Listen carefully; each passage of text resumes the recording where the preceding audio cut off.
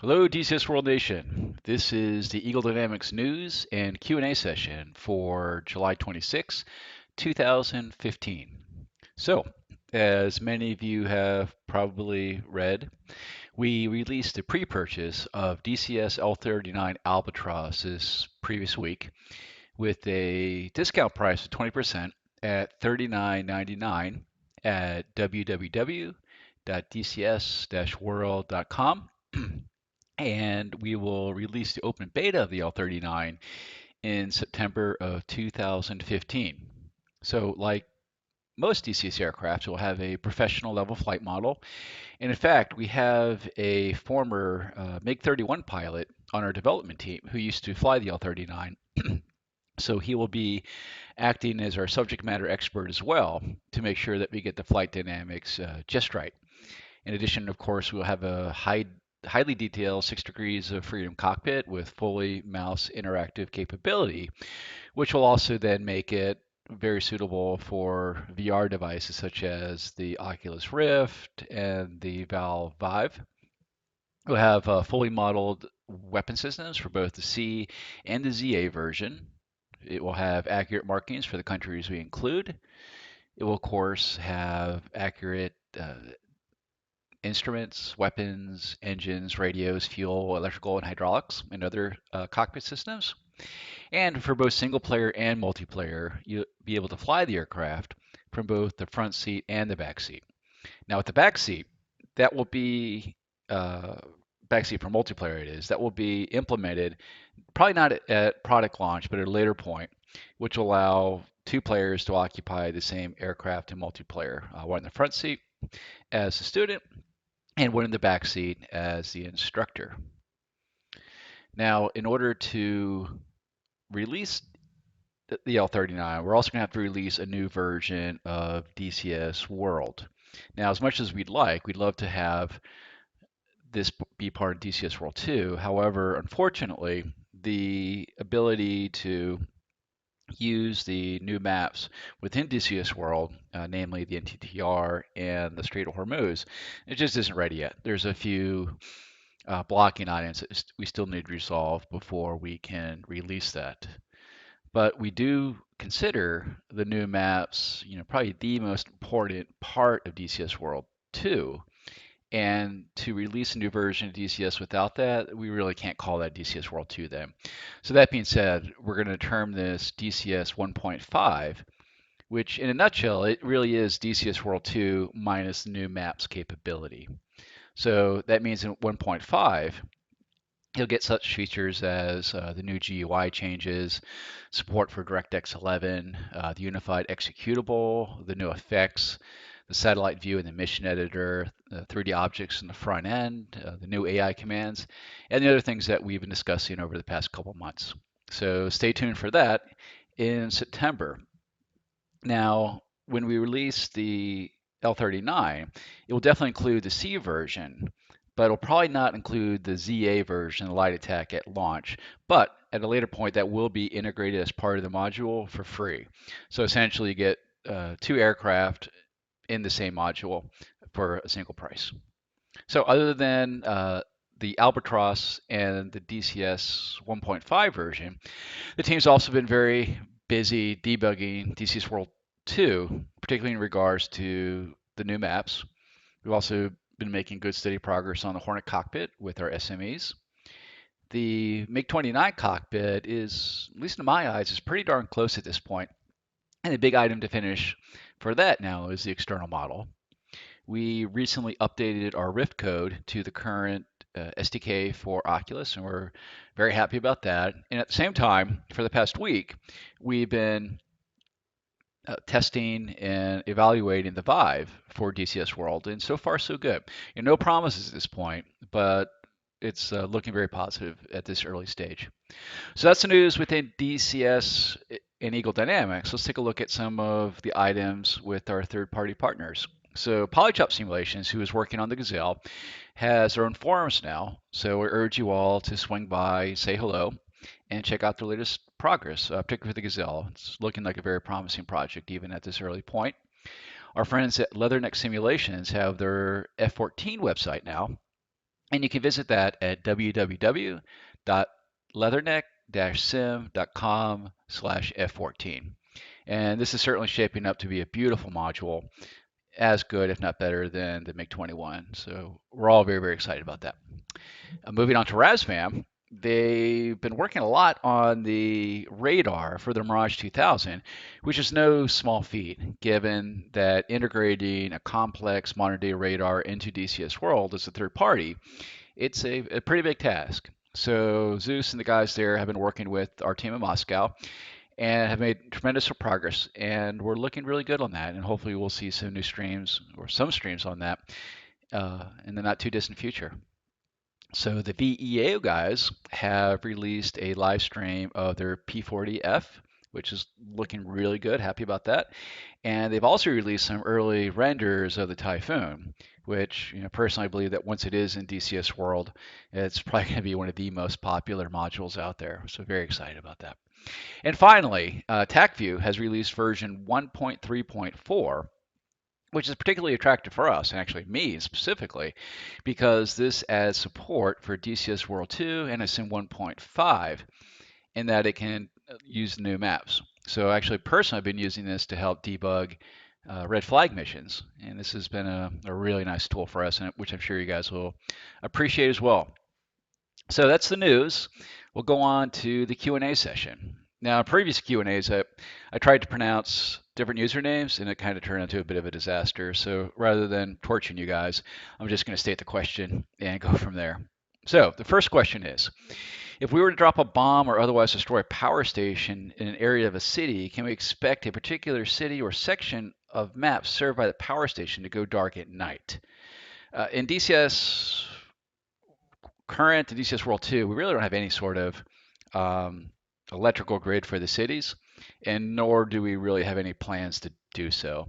A lot about product development is about setting priorities, and I can think of probably about a thousand other items that have a higher priority than doing an electrical grid for a city. Now, it's not to say it won't happen someday. It could well, but it's an incredibly low priority, and I really wouldn't hold your breath on something like that, at least in the near term. So number two, will DCS World be scalable in the effect that it can be easily upgraded to DX12 once Microsoft has worked out DX12 bugs? Right now, the team is solely 100% focused on DX11 and getting DX11 working beautifully in DCS World 2. Once we get DCS World 2 out and debugged with DX11, I'm sure at that point we'll start looking at possibly moving to DX12. But we need to first get the DX11 first before we move forward on DX12. So um, we'll hold off on that one a little bit and let's get DX11 working properly. So number three, will L39 feature the original Czech cockpit? Not in the release. Right in the release, I think we're looking at the Russian and English cockpits, but it's certainly possible at a later point that we or a third party may do a Czech cockpit, particularly given that the L39 is a designed and built Czech aircraft. Number four, well, L39 modules feature westernized cockpits such as L39ZA/ART, operated by Royal Thai Air Force, or an English cockpit option. So yeah, again, we'll definitely have an English cockpit and a Russian cockpit. As for other cockpits, particularly like a Thai cockpit, right now it's not in our plans, but it's possible that once it's out and complete, we may look at doing additional cockpits and more skins, or even a third party may choose to do it. But at least right now we're just looking at the Russian and the English. So number five, will the module come with some sort of pilot training campaign? Well, we're definitely planning a campaign, but how that campaign is structured and the functionality of it in regards to being a training aircraft is very much TBD. Obviously, there's some special challenges associated with the training aircraft and the training missions, and we're still working on how we're going to accomplish that. So stay tuned. Number six, how will the control input for a helicopter or aircraft manned by two different players? So we really want to have how this works in DCS mimic how it's done in real life. There's really no reason to make up something at this point. So if there's a switch in the cockpit that says the front pit has control, the back pit has control, then we'll model that switch. If there's no such ability to set the cockpit of control, and then we won't set it. So again, we're just going to try to mimic the aircraft as best we can, and we think that's probably the wisest way to go about that. So number 7, are any new AI units specific to the NTTR map planned? And if so, what? There are some new units, but they're all the civilian units, cars, trucks, trains, and that sort of thing. So the units you put into NTR will essentially be the same units you have in DCS right now. And which works quite well, particularly if you're looking at red flag campaigns and things like that. When it comes to developing new units, particularly AI units, the focus right now is much more on the Strait of Hormuz map, because there we have several unique units we need to model to support that combat theater. And number 8, has there been any consideration to integrating 3D input devices like the Leap Motion controller? Well, we've definitely looked at it. The problem is, at least the ones that we're aware of, the area that the controller looks at is essentially kind of right in front of your keyboard area.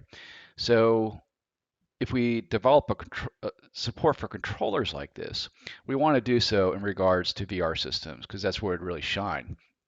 But the problem is in a VR cockpit, you have controls off to your left, off to your right, and even behind you.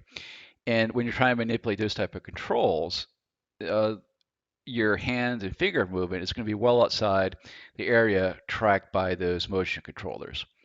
So at this time, we're really not planning on supporting those, just because it really wouldn't be applicable to the VR experience in a cockpit. Now, hopefully at a later point, there'll be some advances and changes in those type of controllers, and we can look at it then. But right now, it's not something we really have planned. So number 9, will splash damage for bombs work? So in 1.2.16, I'm honestly not sure. It's been quite a while since I actually tested that there, but I do know for certain in DCS 1.5 and 2, it definitely does work. And in fact, my development producer and I tested this just the other day, where we had a single T-55 as the aim point, and then we had a row of GAZ-66 trucks at 50-foot intervals going to the right, and then from the left we had infantry units at 50-foot intervals. So on the first drop, we dropped a bomb right on the tank, and the tank was dead, of course. And then the trucks at 50 feet and 100 feet were killed, and the one at 150 feet was damaged. And in the infantry, I believe it was out to 200 feet, the infantry was killed, and at 250, he was wounded. And this pretty much meets exactly what we expect that to do. So we really don't see a problem there, at least with the 500-pound bombs. Now, obviously, there's many different weapons, and there may be a specific bomb or large rocket that there are some issues with. We'll, of course, look at that. And the same issues with some of the ground units. There may be some ground units that can absorb more damage than they should. But at least on our initial test, it was working quite well. Now, actually, on the second drop, we dropped it was actually GBU-12 right off the side of the tank. And it did exactly what we expected to do as well, in that it damaged the tank, but it did not destroy it.